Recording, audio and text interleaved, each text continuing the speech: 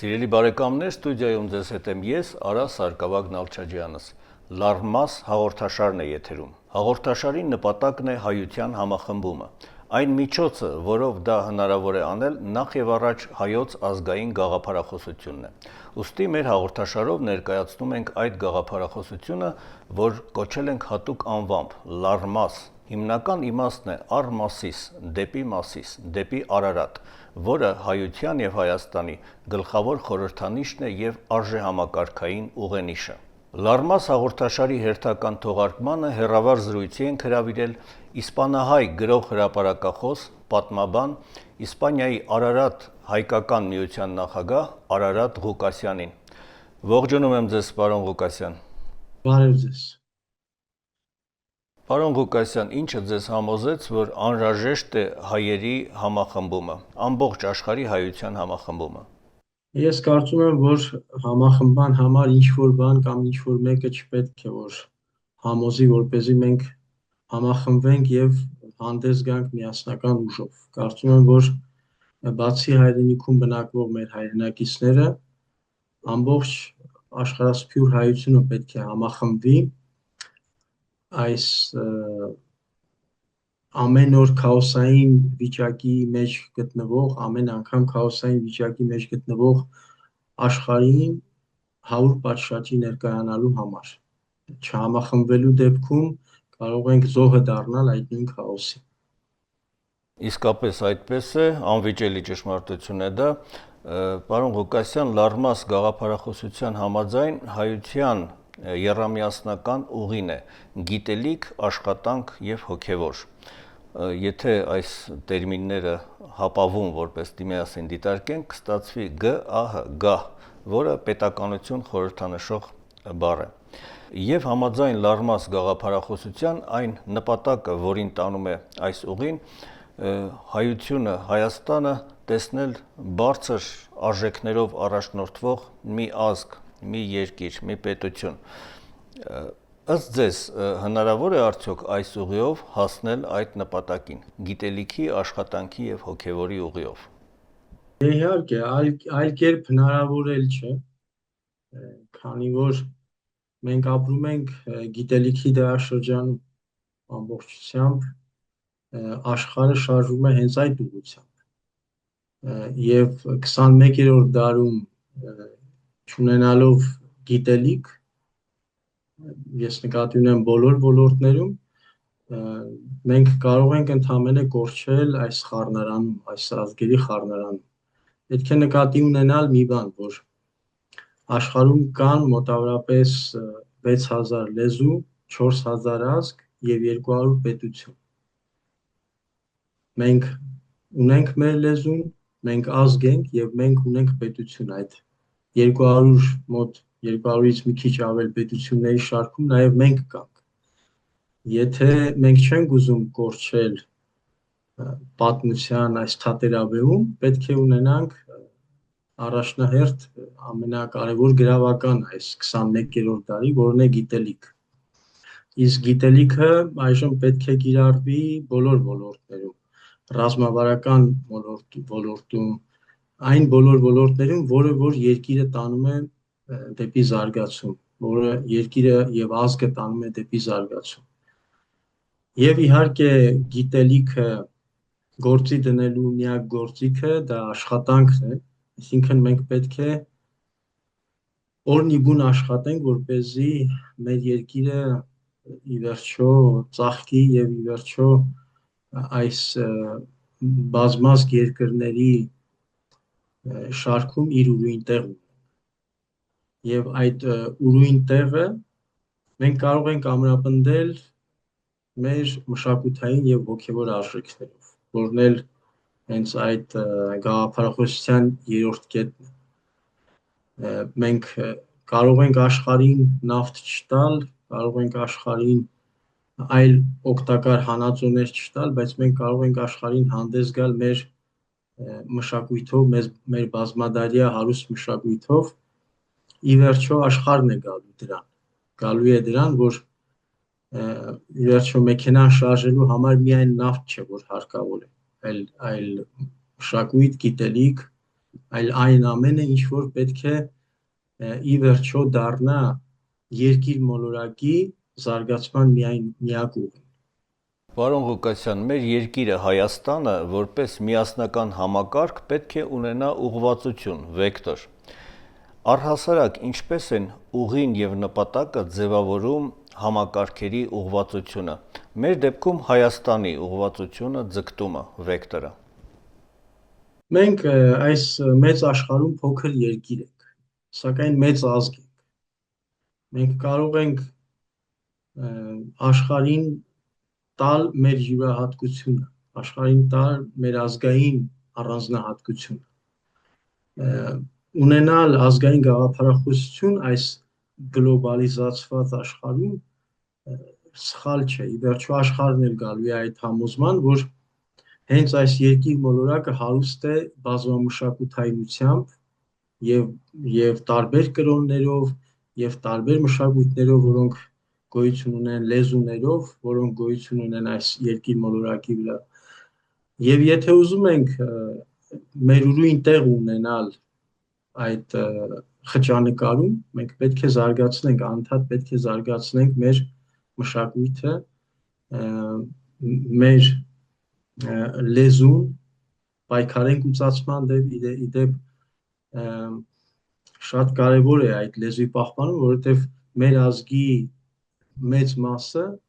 բնակվում է մեր հայրենիքից դուրս եւ ուծացումը եւ լեզուն կորցնելը դա մեծ վտանգ է եւ դրա համար էլ պետք է պայքարենք, պետք է կարողանալ այդ պայքարը հավուր պատշաճի տանել, որպեսզի հայկական ընտանիքներում կամ խառն ամուսնություններում ի վերջո հայոց լեզուն, մայրենի լեզուն, մեր մշակույթը, մեր հավատքը ավելի դոմինանտ տեղ գրավի, որպեսզի կարողանանք հարատևել։ Աշխարհում գրեթե ամեն ամիսը մեկ մի լեզու անհետանում է, մի բարբառ անհետանում է։ Դրա համար մեր պայքարը պետք է լինի ոչ միայն յուրաքանչյուրիս կողմից, անհատների կողմից, այլ նաև դա պետք է լինի պետական մոտեցում, դրան պետք է լինի պետական մոտեցում, որպեսզի հնդեվրոպական լեզվաընտանիքի նախալեզուն համարվող հայերենը չգնա կորչի այս լեզուների, ազգերի եւ պետությունների խճանկարում։ Ինչ եք կարծում, կարող է արդյոք առհասարակ ազգային գաղափարախոսությունը համախմբել մեր հասարակությանը։ Եթե այո, ապա ինչպես, ինչ մեխանիզմով։ Ոչ թե կարող է, այլ պետք է համախմբի ազգային գաղափարախոսությունը։ Վերջին 35 տարիների ընթացքում աստիճանական կարգով տարեստարի ոչ միայն կարծես թե աշխատանք է տարվել, որպեսզի ազգային գաղափարախոսությունը երկրորդական, երրորդական պլան մղվի, այլ նաև արժեքների դեգրադացիա է գնացել այս ամբողջ տարիների ընթացքում։ Հայաստանի ինքնորոշումից հետո, 1991 թվականի ինքնորոշումից հետո։ Եվ սա ցավալի է, սա պետք է, այդ արժեքները պետք է վերականգնվեն, ազգային գաղափարախոսությունը պետք է վերականգնվի, մենք հիմա տեսնում ենք, որ այդ հետընթացը շարունակվում է եւ ազգային գաղափարախոսության արժեքների դեմ պայքարը շարունակվում է դեռ, գուցե մտածում են, որ պետք է հասցնեն իրեն հանգուցալուծմանը այդ այսպես կոչված ծրագրի, սակայն ես կարծում եմ, որ դա չի հաջողվի, քանի որ կրկնում եմ, մենք ազգ ենք, մենք գրեթե 10,000-ամյա ազգ ենք եւ ջնջել այդ հիշողությունը մեզանից, ես կարծում եմ, որ անհնար է։ Ինչքան էլ դպրոցներում ծրագրեր փոխվեն, ինչքան էլ ճակերտավոր իրական Հայաստանի մասին խոսեն, այս հիշողությունը ջնջել 10,000-ամյա հիշողությունը անհնար է։ Մենք այն ազգերից ենք, որ ստեղծել ենք տոմար։ Մենք այն ազգերից ենք, որ ստեղծել ենք լեզու, գրեր, եւ դա շատ քիչ ազգերին է հատուկ այս աշխարհում։ Այն ազգերից ենք, որի հողի վրա մարդկությունն է առաջացել, մարդկության բնօրանն ենք համարում։ Եվ դա հերքելը նշանակում է, որ կողքի արհեստածին ազգերը կամ ժողովուրդները կամ ցեղերը կսկսեն վերագրել իրենց, եթե մենք սկսենք հերքել դրանք։ Նրանց կեղծիքը տարեստարի կդառնա ճշմարտություն։ Կեղծիքը, որ անդադ կրկնում են, վերջում դառնում է ճշմարտություն։ Դա մեր թերացումն է նաև։ Ասենք թե մենք էլ կարող էինք հասնել այն աստիճանի, որ Մովսես Խորենացին, Ագաթան Գեղոսը կամ Փավստոս Բյուզանդը կամ մյուս պատմիչները դառնային այնքան հայտնի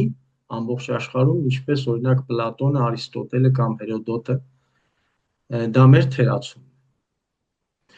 է։ Մեր թերացումն է նաև չպահպանելը այն հնագույնը, որը ունեցել ենք, եւ դա մենք պետք է պահպանեինք, այնպես ինչպես Հռոմում, ներկայիս Իտալիայում եւ Հունաստանում են պահպանել։ Նրանք էլ են քրիստոնյա երկրներ, քրիստոնյա ազգեր են, բայց իրենց հնագույնը պահպանել են, որպեսզի դա ներկայիս աշխարհում տեսանելի լինի ամբողջ մարդկությանը։ Հիմա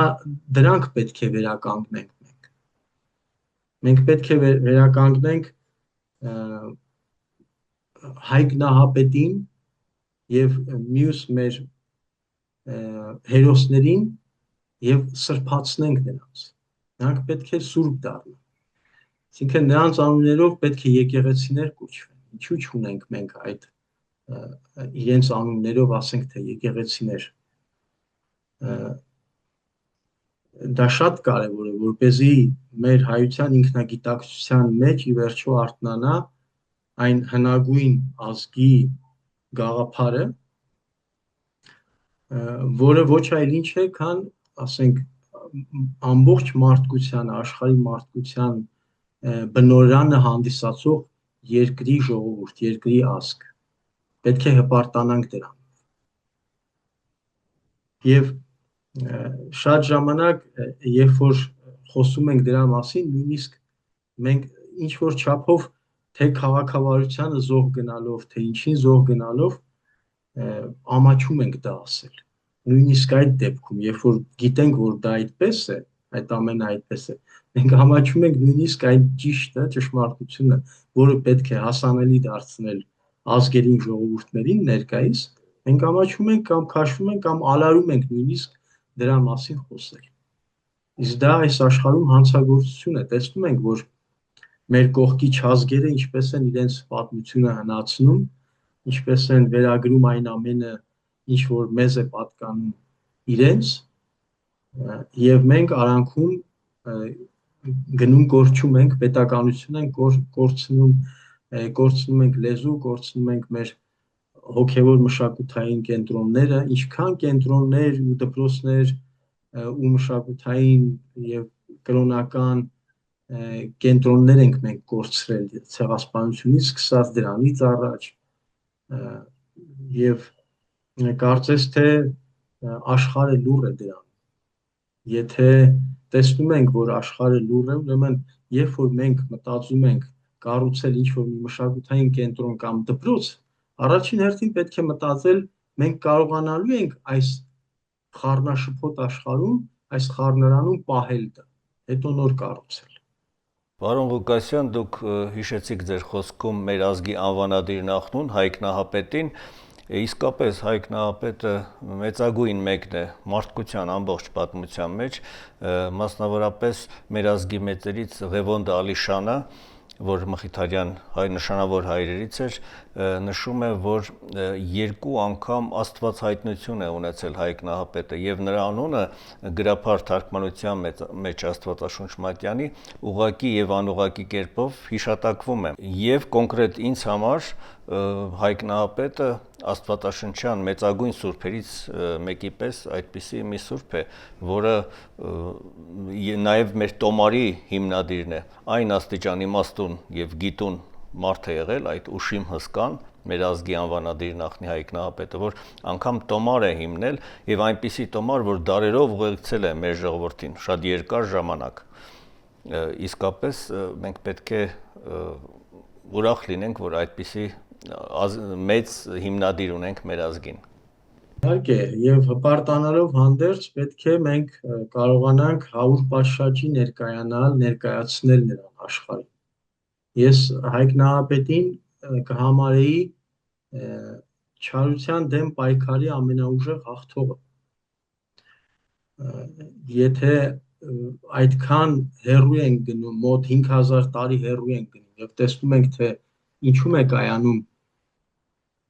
Հայկ Նահապետի պայքարը ընդդեմ բելի, որ կառուցում էր աշտարակը, որպեսզի հասներ Աստծուն, տեսնում ենք, թե ինչ հսկայական դեր է ունեցել, բայց մենք ոչ միայն չենք զարգացրել այդ թեզը, այլ թերագնահատել ենք դա։ Գուցե նաև դա պատմական անցքերն են բերել այդ ամենին, քանի որ մենք ավելի քան 70 տարի եղել ենք խորհրդային միության կազմում, մեր պատմությունը ինչքան ուժ են ունեցել, այլանդակել են, մեր պատմությունը դիակոնովները այնքան են նսեմացրել, որ Ուրարտուն չէին համարում հայկական պետություն, մեզ ասում էին ինչ գործ ունեք այդ քոչվոր ցեղերի հետ, բայց քոչվոր ցեղը չի կարող պետություն ստեղծել։ Ինչ անենք, որ ասորեստանցիները չէին կարողանում ասել Արարատ, ասում էին Ուրարտու։ Հիմա ինչ մենք հրաժարվենք մեր պատմությունից, գրեթե 300 դարյա պատմությունից, կամ դրանից առաջ։ Ի վերջո, Հայկը վերադարձավ իր հայրական օջախ, այսինքն մենք արդեն պետություն ունենք։ Թորգոմյա տունն Թորգոմյա, դա արդեն մեր պետությունն էր։ Եվ դրանից առաջ եղել է Արարատ տայի երկիրը, ի վերջո, որ հիշատակում են շումերները։ Մենք այդքան վաղնջական ժամանակներից պատմություն ունենք, թողել ենք, որ նսեմացնեն այդ պատմությունը, քչացնեն, կրճատեն, սարքեն, իբր թե 5-րդ դարից ենք մենք սկսել մեր պետության եւ ազգի ստարտը, այսպես ասենք, ոչ միայն թողել ենք, այլ հետագայում չենք կարողացել ճիշտ ներկայացնել աշխարհին։ Դա մեր թերությունն է։ Դա պետք է այդ սխալը, այդ բացը պետք է լրացնել, պետք է ուղղել այդ սխալը։ Ի վերջո ես Հայկ Նահապետին օրինակ համատում եմ ժամանակի ամենամեծ, հիմա մի քիչ մոդայիկ է այդ բառը ասել, ինֆլուենսերը, այնպես ինչպես Քրիստոսն է իր ժամանակի ամենաազդեցիկ դեմքը եղել։ Եվ չզարգացնել այդ թեզը, որ մարդը ոչ թե ստեղծեց մի սովորական հայք, այլ պայքարեց չարի դեմ եւ հաղթեց այն։ Իդեպ, եթե նկատել եք, նույնիսկ հեթանոսության շրջանում մենք չար աստվածներ չենք ունեցել։ Մենք պայքարել ենք անդադ չարի դեմ։ Մեր բոլոր աստվածները բարի են եղել։ Մենք չարքեր ունեցել ենք, բայց չար աստվածներ չենք ունեցել։ Մենք Հադես չենք ունեցել, ինչպես հին Հունաստանում, կամ ասենք այլ ազգերի մոտ մեռելների աստված եւ ասենք դժոխքի աստված եւ այլ։ Սա ինչից է գալիս։ Մեր ազգային գաղափարախոսությունն է, սա ազգային նկարագիրն է։ Մենք չենք պայքարել այնքան ժամանակ, մինչև որ չեն մտել մեր տուն։ Գուցե եւ դա մեր սխալն է եղել։ Տեսեք, շումերները Արարատ տայից գնում են հարավային մասերը միջագետքի եւ ստեղծում են Շումերիա, որոնք ոչ այլ ինչ են, քան հայեր, եւ տեսնում են, որ չեն կարողանում ապրել, սկսում են արշավանքներ ձեռնարկել իրենց իսկ հայրենիքի դեմ։ այն հայրենիքի, որին ասում են այնտեղ աստվածներն են բնակվում։ Իրենք իրենց երկրի, իրենց հարազատների դեմ պայքար են սկսում, որպեսզի կարողանան ապրել, որովհետև կառուցել չգիտեին, ասենք ոսկին արտադրել չգիտեին, երկաթը մշակել չգիտեին,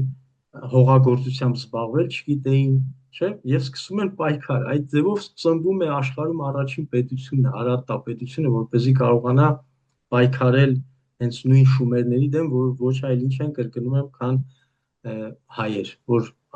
արարատցիներ, Արարատի երկրի բնակիչներ։ Այսքան խորության, այսքան հնության պատմություն ունենալով հանդերձ, մենք չգիտես ինչու ալարում ենք, թերանում ենք այդ հարցում, որպեսզի աշխարհին ներկայանանք այնպիսին, ինչպիսին կանք։ Եվ դրանից օգտվում են կողքի, այսպես ասած, չազգերը, այլ ցեղային միությունները, ցեղերը, որոնք արհեստածին են, այդ ազգերը, պետությունները ստեղծել են միայն ներկայիս նպատակների համար, ներկայիս նպատակները հայտնի է, հասկանում ենք ինչի համար։ Ուրեմն մենք մեծ գործ ունենք անել։ Այսքանով հանդերձ պետք է ասել, որ մենք շատ մեծ եկող սերունդը հատկապես մեծ գործ ունի անել։ Դրանով հանդերձ պետք է քայլել աշխարհին համընթաց։ Հիմա գիտելիքի դար է, արհեստական ինտելեկտի դար է, բանական ինտելեկտի դար է։ Մենք պետք է հասնենք դրան, պետք է այդ ուղղությամբ զարգացնենք։ Տեսնում ենք, որ օրինակ պատերազմներն են փոխվել, այլևս պետք չի խրամատներ փորել, որպեսզի սահմաններ գծել կամ պայքարել թշնամու դեմ,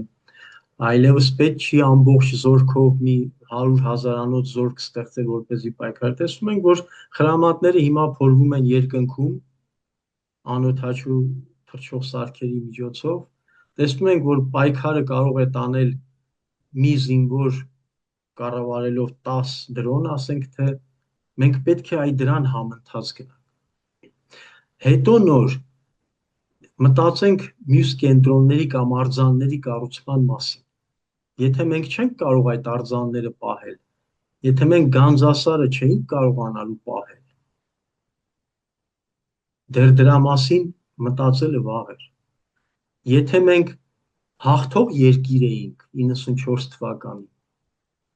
ինչու 30 տարվա ընթացքում Արցախում այդպես էլ 150,000 բնակչությունից բնակչությունը չաճեց, եթե մենք հաղթող պետություն էինք։ Եթե մենք հաղթող պետություն էինք, ինչու Սյունիքում մինչև հիմա ամենաքիչ բնակվող մարզն է համարվում, ամենաքիչ բնակչություն ունեցող մարզն է համարվում։ Ինչու այնտեղ առնվազն 1 միլիոն մարդ պիտի ապրեր հիմա Սյունիքում։ Այսինքն մենք ազգային գաղափարախոսությունը ոչ միայն կորցրեցինք, այլև պետականամետ չեղանք, պետությունը ազգամետ չեղավ եւ ազգը պետականամետ չեղավ, չպայքարեցինք դրա համար։ Իմ նմանները դուրս եկան երկրից, շատ է, 1.5 միլիոն հայ է դուրս եկել այս 35 տարվա ընթացքում, ինչու ենք դուրս եկել, ինչու պիտի դուրս գայինք, ինչու պիտի չբնակեցնեինք Արցախը, Սյունիքը եւ մյուս մարզերը, որովհետեւ պետական ծրագիր չի եղել, որովհետեւ եղել է բանակը կազմաքանդելու ծրագիր, որովհետեւ եղել է Արցախի բնակչությունը չավելացնելու ծրագիր։ Եվ սա է մեր դժբախտությունը։ Մենք հասնում ենք աշխարհի ծայրը, նոր ենք հասկանում, թե ինչ եղավ, ինչու սենց եղավ, ինչու այսպես եղավ։ Եթե կարողանանք կոնկրետ ասենք Լարմասը, եթե կարողանա իր այդ ծրագրերի շրջանակներում, այդ գաղափարախոսության շրջանակներում աշխատել հենց այս ուղղությամբ, օրինակ հայրենադարձություն, մարզերի բնակչության ավելացում, եթե Արցախում 1 միլիոն մարդ լիներ, ոչ ոք չէր հարձակվի Արցախի վրա։ Սա պարզապես ծրագիր էր, որ Արցախի բնակչությունը 150,000-ից չավելանա։ Իսկ բնակիչների կամ դեմոգրաֆիայի համար ինչպես են պայքարում, բնակիչների շատացման համար, ծրագրերով, պետական ծրագրերով, տունը նվիրելով, անասունը նվիրելով, հողը նվիրելով, այդպիսի ծրագրերով են։ Տեսեք Իսրայելը, Իսրայելը 14,000 քառակուսի կիլոմետր տարածք է ընդամենը եւ պայքարում է ամբողջ արաբական աշխարհի դեմ եւ ասում է ես պիտի ապրեմ։ Իմ վրա հարձակվողին ես պիտի խփեմ, ես պիտի ապրեմ, ես պիտի երկիր ունենամ։ Եվ նրանք անապատը երկիր սարքեցին։ Իսկ մենք մեր երկիրը անապատ սարքեցինք։ Որովհետև նայեք Իսրայելի ղեկավարներին, Իսրայելի վարչապետներին նայեք, ովքեր են նրանք, եւ նայեք մեր ղեկավարներին։ Ժեկի պետերից սկսած մինչև անհայտ անձինք եկան դարձան մեզ ղեկավար ու ասացին, եթե փող չունեք, հարևանից պարտք արեք, որ ապրեք։ Կամ եթե չեք կարող ապրել, դուրս եկեք երկրից, որպեսզի մենք ավելի հեշտ կարողանանք կառավարել։ Քիչ բնակչությանը ավելի հեշտ է կառավարվում, չէ՞։ Այս է եղել մեր ամբողջ այդ պայքարի, այն պայքարը, որ խորհրդային միությունից նոր դուրս եկած ազգը հավատալով պայքարում էր, որ ի վերջո մենք ստեղծելու ենք այն պետությունը, որը Վիլսոնն է ճանաչել։ Մենք գալու ենք դեպի դա։ Եվ ամբողջովին այնպես արեցին, որ Ռուսաստանից այդ ազդակները, Ռուսաստանից այդ վերապատրաստումը մեր ղեկավարների նկատմամբ այդ դրածո լինելը ի վերջո հանգեցրեց այս ամենը։ Ունենք այն հիմա ինչ ունենք։ Սա հիմա ենք հասկանում, որ ամբողջը ծրագրված էր։ Հիմա ենք հասկանում։ Բայց ի վերջո մենք պատմությունից դաշ չենք քաղում։ Սա է ցավալի, որ մենք պատմությունից չենք կարողանում դաս քաղել։ Ասում ենք Էրդողանի ժամանակների Թուրքը մի քիչ ավելի լավն է։ Աթաթուրքի ժամանակների Թուրքը մի քիչ ավելի լավն է։ Այս Ռուսաստանը մի քիչ ավելի լավ Ռուսաստան է։ Եվ այսպես գնում ենք կորչում ենք այդ խառնարանը։ Տարեց տարի։ Պարոն Ղուկասյան, դուք նշեցիք արմատներին վերադառնալու անհրաժեշտության մասին, կարծում եմ, որ այդ թափանիվը արդեն իսկ սկսել է շարժվել, մեր ժողովրդի մեջ արդեն կան նախանշաններ այդ ուղղությամբ գնալու եւ այն բոլոր բացթողումները, որոնց մասին դուք նշեցիք, կարծում եմ, որ մենք պետք է լրացնենք հիմա եւ առաջիկա բավական կարճ ժամանակահատվածում շատ արագ պետք է լինի վերականգնումը, որպեսզի դա չթողնվի հաջորդ սերնդին, դրա հաջորդ սերնդին եւ այսպես շարունակ։ Հենց մեր սերնդի օրոք պետք է այդ փոփոխությունները արդեն իսկ բավական մեծ չափով նկատելի լինեն, իսկ հաջորդ սերնդի ժամանակ արդեն առավել մեծ չափով։ Ձեզ շնորհակալություն եմ հայտնում բովանդակալից զրույցի, բացատրությունների համար։ Մեր ժամանակը սպառվում է եւ արդեն իսկ սպառվել է եւ կառաջարկե ես ձեզ, որ շարունակական լինի մեր այս քննարկումները եւ որոշ ժամանակ անց դարձյալ մենք անդրադառնանք ազգային գաղափարախոսության եւ հարակից հարցերին։ Սիրով։ Սիրելի բարեկամներ, իմ զրուցակիցն էր Արարատ Ղուկասյանը։ Ձեզ ստեսություն եմ ասում եւ Աստված ամենքիդ հետ։